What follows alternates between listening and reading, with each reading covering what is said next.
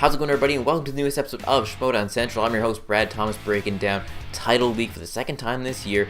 Two exciting matches happening this week, and before I get into everything, just wanted to let you guys know that I was on the Take 3 Productions reaction to the Clarke Wolfe vs. Samm Levine title match, so definitely check it out. Link for that will be in the description, just to see myself there, and again, just support those guys. They're great people there, so definitely check out the video and subscribe to the channel if you can. And that is it, so let's get into the first match that happened on Tuesday, Patriots versus Above the Line. So as I mentioned, Patriots taking on Above the Line. Above the Line, the challenger, coming in with the 5-1 record with one knockout, their only loss, of course, to the Patriots. Meanwhile, the Patriots come in with that undefeated record at 9-0 with 4 knockouts, looking to hit the 10-win mark, the first team or let alone competitor to hit 10 wins on their career. Round number 1 was everything you could have asked for, a close, tight-knit match. Everyone going back and forth. Question 3, JT, a little controversial, missing the Little in Big Trouble in Little China. This, of course, was spotted, and JT was not awarded the points as it was not the full title. Then, of course, there was Drew missing the in The Thing. Challenge, though, was upheld after, of course, the Patriots challenged that. What it came down to here was basically precedent that the hasn't been enforced in every single question, so they couldn't enforce it here. But with all that aside, everyone played their A game. Jeff going 6 for 8, JT going 4 for 8, Drew McWeeny going 6 for 8, and Samm Levine going 4 for 8. Made for a 10-10 tie going into round number 2, but the Patriots without their challenge from here on out. And in round 2, the Patriots were up first. They end up spinning drama and sticking with it. They go 6 for 6 and get a possible 10 out of 12 points. Impressive round from the Patriots, putting a 10-point lead between them and Above the Line at halfway through round number 2. Above the Line was up next. They end up spinning Leonardo DiCaprio movies. They go 4 for 6, get a possible 8 out of 12 points. The second question was a 2-point steal for the Patriots, though, and a controversial question 6 where Samm Levine says, "What's eating Gilbert Grape?" as his initial answer, then realizing that it was the actor they were looking for, so he ends up saying Johnny Depp. Of course, didn't go over well with the Patriots. They didn't like how it happened. Of course, they did not have their challenge rule to challenge it, but Christian awarded the points as Samm Levine did not lock in his final answer. Patriots still lead, though, 22-18 heading into round number 3. And in round number 3, we had crime movies spun for the category. Patriots and Above the Line both betting 3 points, and both of them succeeding and getting that one correct, gaining 3 points, so still 4-point lead for the Patriots, 25-21. Round 4, though, this is where things could change, and that's where things did change. In the speed round, it was pretty much all Above the Line. Sam goes 3 for 3 on questions he decided to answer, Drew McWeeny going 1 for 1, and Jeff Snyder getting 1 point for the Patriots. This only secured the Patriots a 1-point lead heading into round number 5, but still giving them that extra edge in the 5th round. And round 5 was everything you could have asked for, back and forth. Drew McWeeny up first, he gets the dance movie category, he gets that one correct. Bounce back to the Patriots where Snyder gets the Brad Pitt category, he gets that one correct. Above the Line, up next again, Samm Levine with the crime movies category, he gets that one correct. Patriots were up next, JT going with the drama category, he gets that one correct. Above the Line coming together to hit the famous actors and actresses category, they get that one correct to force it back to the Patriots where they needed to hit this one. They get it, they win, they go undefeated to 10-0, they lose, they give up the titles. It was in Charlize Theron movies, and they could not get the correct answer as Above the Line wins it 35-31, dethroning the Patriots for the first ever time, snapping the streak, and making Samm Levine the first ever double belt holder. So this gives Above the Line the 6-1 record with the 1 knockout. As for the Patriots, they now fall to 9-1 with 4 knockouts. Of course, they will get an immediate rematch following this. As a team, Above the Line goes 22 for 30 for 73%. Meanwhile, the Patriots, they go 20 for 27 for 74%. Very close percentages, coming down to one of those swing points here and there. As for individually, Samm Levine, he goes 8 for 12 for 67%. Drew McWeeny, he goes 8 for 10 for 80%. Jeff Snyder, he goes 8 for 10 for also 80%. And JT going 5 for 9 for 56%. So there you have it, Above the Line dethroning the Patriots for the first ever time, snapping the streak and getting the double belts for Samm Levine. We'll have to see what this means for them, but it will be decided upon the immediate rematch at the Collider Collision, where we will see them go head-to-head once again in an Iron Man match.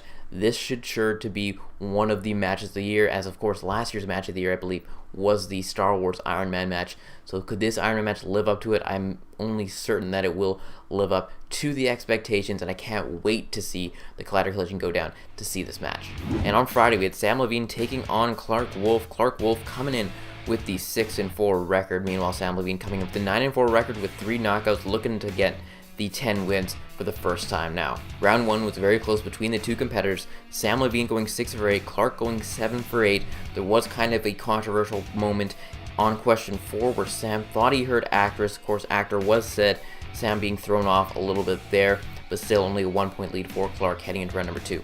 In the second round, Clarke was up first with the fantasy sci-fi category. She goes 2 for 4, gets a possible 4 to 8 points.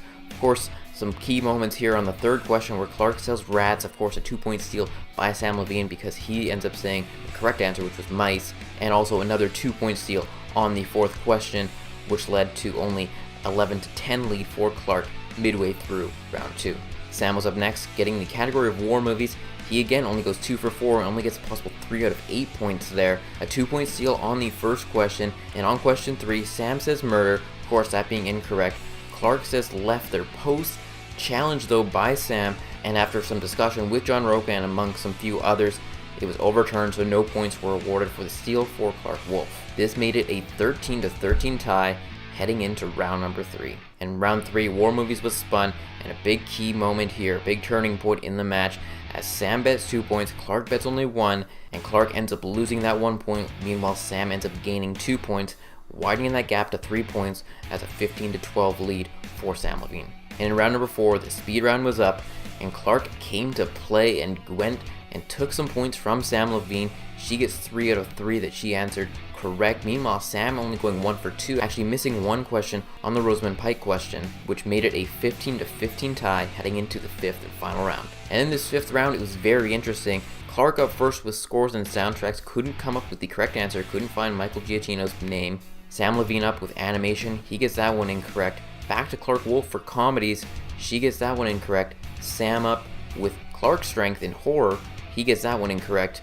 Clarke up again with fantasy sci-fi for a 5-pointer, wanted to put the pressure on Sam, couldn't get the correct answer.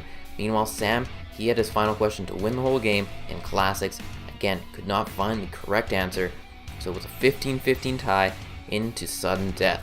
And sudden death was back and forth for the first 3 questions, but on the 4th question, you can see Clarke go to change her answer. She doesn't end up doing so, and she instead wrote year 1, which was incorrect, as Samm Levine wrote the cruise, and he wins it 19-18, defending his belt successfully.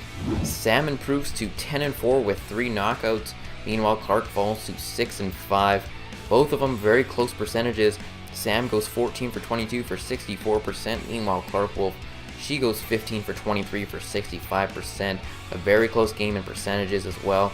And again, just a key moment. Potentially go back to the betting round. If Clarke bets 0 points, then she's actually won the game. So this makes Samm Levine the first to hit 10 wins on the career and also to win 7 matches in a row. Very impressive by Samm Levine. He's had a great week this week. And not a bad game by Clarke Wolfe. Again, just a better, slightly better game by Samm Levine. Again, maybe she doesn't bet any points in that round. Maybe she wins the match. Who knows? Hindsight, of course, always 20/20, but we'll have to see what it means for Clarke Wolfe. It's going to take a while for her to get back up there, but maybe she can take those team belts coming up in the future. Next week on the Schmoedown, we got Team Action taking on DC Movie News. Should be an enjoyable match, of course. Action, kind of a warm-up match for them heading into the live event coming at the beginning of June. We'll have to see if they can get a win heading into that, or will DC Movie News sneak in there and give them a loss, potentially hurting their confidence going into that live event against the Shire Wolves. And then on May 25th, we have Josh McCouga taking on Stacey Howard. Stacey's got a good record coming into this one. Can she steal another match away from Josh McCouga? It should be an enjoyable, entertaining match. Of course, whenever one half of the Wild Berries is involved, no matter which half that is, it's always an exciting, entertaining match. And I'm sure the entrances will be something to look at. So it's time for our play of the week, and that's going to go from the singles match, the sudden death overtime. Samm Levine winning it on an animation category, one of his weak spots, getting the crew's answer correct, of course, coming down to the wire, the final question in sudden death overtime. Loved it. Can't ask for anything better than this, and what a big play by Samm Levine to win the match. As for our misplay of the week, that's also going to come from the same match. That's going to be Clarke in round number 2, saying rats as opposed to mice. Again, that 2-point swing the other way gives basically Samm Levine that victory. Had she again not done that, or maybe gone down to 1 point, just those key moments in round number 2 could have swayed the factor in potentially getting Clarke Wolfe that win or loss and not forcing it into sudden death overtime. But our player of the week, it has to be Samm Levine. He may not have had the best percentages out of the matches going into these ones, but he had such an impressive week, winning both matches, getting the team belts, defending the singles belt, getting to 10 wins as a singles competitor, and getting to 7 straight wins. It's a very impressive feat, and of course, dethroning the Patriots. How could I forget that? Just an impressive week for Samm Levine. That's why he is our player of the week. So that does it for this episode of Schmoedown Central. Be sure to like and comment. Leave me all your thoughts in the comment section below. What you thought of the matches, what you thought of Title League as a whole, what you thought of my analysis, what do you think of my play, misplay, player of the week. Let me know all of that in the comment section below. Love hearing the comments when you do so. And of course, we'll be back next week breaking down next week's matches. Of course, you can follow me on Twitter at SchmoedownCent or at 94BradThomas. Keep up to date with everything going on in the world of Schmoedown Central and the Schmoedown in whole. So be sure to do that. And of course, check out my reaction to the singles title match on Take 3 Productions. Again, link will be that in the description below.